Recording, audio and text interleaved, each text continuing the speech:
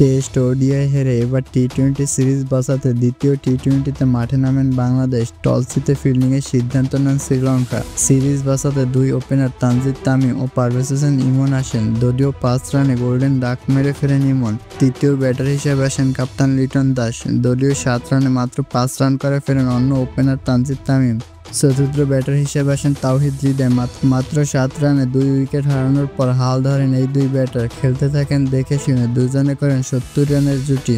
দলীয় 76 রানে 31 রান করে ফেরেন তাওহিদ হৃদয়। পঞ্চম ব্যাটার হিসেবে আসেন মেহেদী হাসান মিরাজ। মাত্র 1 রান করে ফেরেন এই ব্যাটার। ষষ্ঠ ব্যাটার হিসেবে আসেন হার্ড হিটার শামীম পাটোয়ারি। 39 বলে নিজের অর্ধশতক পূরণ করেন লিটন দাস। পঞ্চম উইকেট জুটিতে দারুণ খেলেন এই দুই ব্যাটার।